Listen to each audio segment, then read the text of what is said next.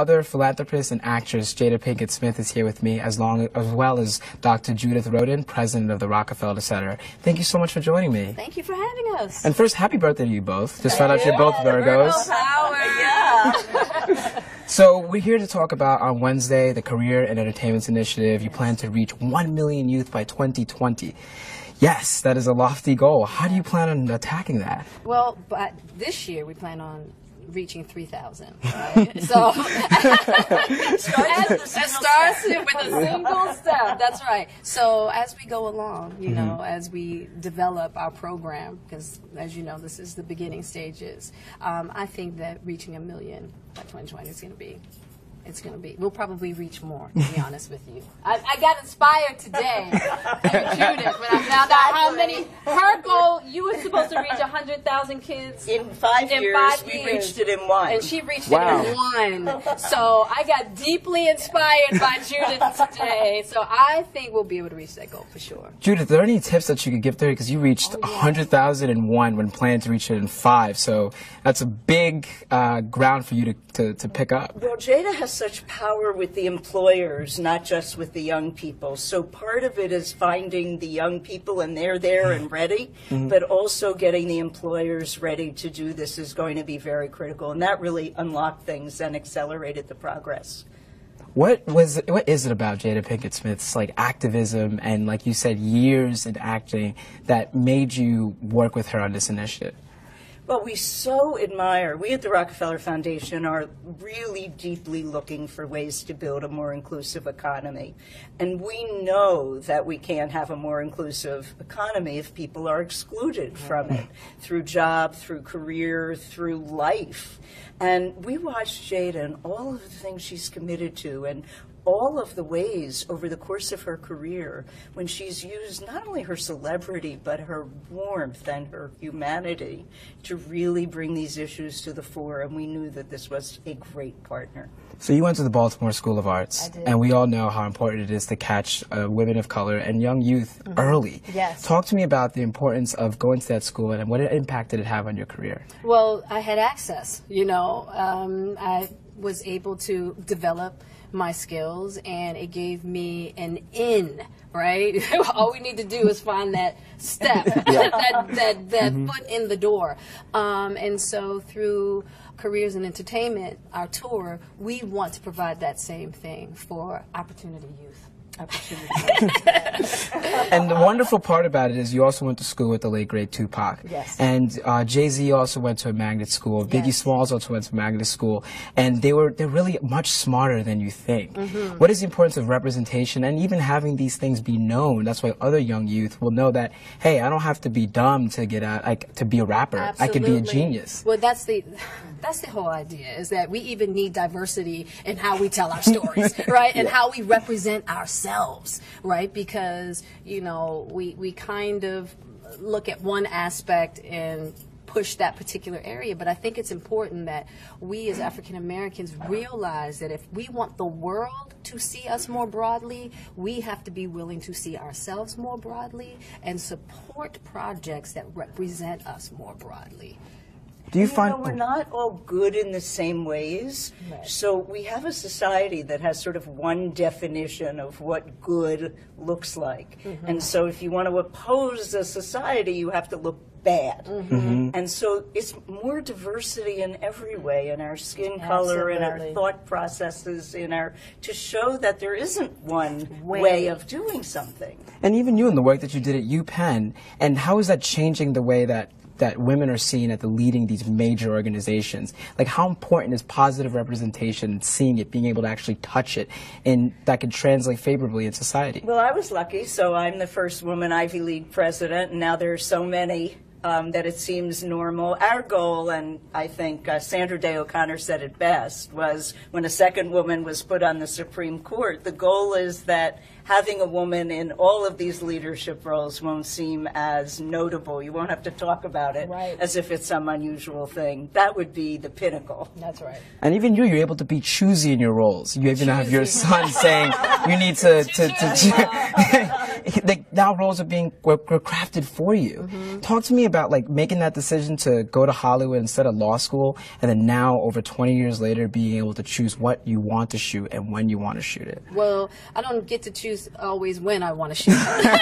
This is true. Yes, yeah. But I will say, you know, I give my mother a lot of credit in that moment. Like I said before, when I called her and said, look, I can either go to Hollywood and see if I can really do this acting thing, or I'm going to law school. And to have the support of my mother at that time to say, Hollywood, here we come, was just so imperative and so important at that particular point in my life. I really needed that support to be able to make such a big move like that. And, you know, I also want to say that it is a choice to, not every actor has that choice, even wants to make that choice. I mean, really, a lot of times people just want to work, and I understand that.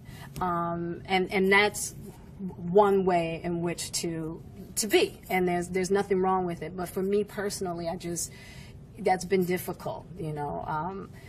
Anytime I've taken a role, which has been once or twice, that I didn't feel very comfortable with, it just really, it hurt my integrity, just my personal creative integrity, and I just don't like paying that particular price. How do you fight through that? Is it just an idea to get this done and to work, or is it that maybe through doing this role we can reach some type of accord that will allow me to do different roles or to change the way this character is seen?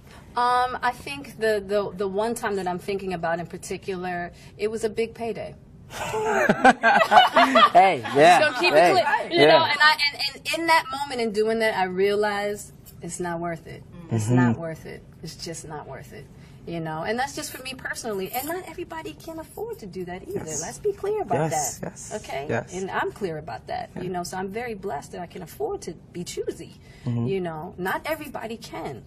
But you know, it just really hurt me. I didn't do well with that one, you know. I didn't do well. But even if you're working, we should teach our children to not do things that go against their values and their integrity, because that's how mistakes are made. That's how bad things happen. That's how society gets hurt, not only individuals. So feeling what the level of your own integrity is and where and how it is being compromised. This hurt you, but it didn't reduce anything about you fundamentally. And some people are put in situations, and you talk about that in trafficking, where their integrity is violated, not only their person, in ways that we need to do more to stop. Yeah, dignity stripped down.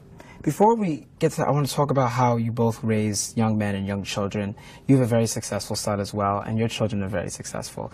And I know you were saying in the interview, you were saying there wasn't an instruction manual when you left How did you manage to instill in them the values that allowed, like as a whole, collective, for both you, all your children to be so successful and so knowledgeable of the forces that create this country and to keep them driving and moving forward every single day?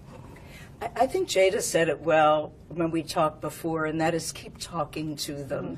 That is, there is no right answer. You need to make them safe to tell you the things that they're most fearful of, most ashamed of, and to be able to, if you can, and it's so hard as a parent not to be judgmental, but if you can largely be non-judgmental, and then every once in a while say, I am going to kill you if you keep doing this, because you have to do that sometimes too. But talk, and love unconditionally. Yeah. And one quick question for you. You're the helm of one of the most lauded black families in the world. How does it feel to see the first family, a black family, leave the White House after 8 years of just excellence and just leading this country in a way that 10 years ago we wouldn't have thought a black family could do? Right. Tears.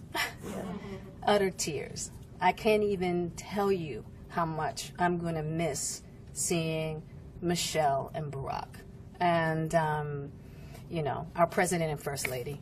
And I'm just glad that we had the opportunity to experience them and I think they were supreme in what they've done for this country, and I will miss them. I really will. This weekend they'll be celebrating the opening of the Smithsonian African American. So excited! So excited! Yeah. Yes. And what a great thing for them to be in the White House when this opens, and such, in a way, a kind of ribbon around an amazing 8 years. And I think we're all, regardless of skin color, so proud of their dignity and their courage and the way they raised their children, and they're role models for all of us. As for the Smithsonian, I spoke with Senator Cory Booker last week, and he said this isn't just for black people. No, African American history is American history. This is American history, no doubt. Yeah, thank you so much. Thank you. And both of you, congratulations and happy birthday again. Thank you. Thank you. Yes, and then joining me as well. Thank you. Thank you so much, Jacques. Not my birthday, but that's okay. We can Broderick Johnson of the Brothers Keeper. Talk to me about like the importance of the initiative that you're working on with the Jada Pinkett Smith Foundation. Well, first of all, let me thank them so much. Let me thank Jada and Will and their foundation, and Judith and this foundation here, Rockefeller Foundation, for what they are doing to make things possible through their collaboration with my Brothers Keeper. You know, this President and First Lady have symbolized so much about possibilities, things people would never have thought about. And that's what this is about, too, showing young people that things they may not have imagined around being behind the scenes and working with great actors and actresses is something they can do in their own career. So this is outstanding. It's making dreams come true. Like I asked Jada before, how important is it of capturing these young youth early, getting them early into development and giving them proper mentorship to hopefully lead to proper representation in the future? Yeah, so, you know, we talk a lot about people getting second chances, and that's so important. But the first chance that a young person gets is even more important. And we need to make sure they get a good first chance, starting with when they're born, all the way through being young teens and making mistakes, but bouncing back from those mistakes. And that's what this MBK work really is all about centrally, is giving young people a good first step in life. And your thoughts on the opening of the Smithsonian? It's unbelievable. The fact that it's happening now before this President and First Lady leave office is an important symbol as well. I'm so moved by all of it because it's living history. Have you had a chance to walk through yet? No, I haven't, but I will very soon. It's exciting. Yeah, it's really it'll good. Be very exciting, and I'll get to be with my family as well as we walk through that living history. So these are unbelievable times. Thank you so much. Thank you very much. Thank you. Okay. I'm Jacques Morel. You're watching Black Voices on HuffPost Live. Make sure you check out the Will and Jada Foundation's Career and Entertainment Initiative, as well as My Brother's Keeper, and the opening of the Smithsonian National African American History and Culture Museum on Saturday. Thank you so much, and we'll see y'all soon.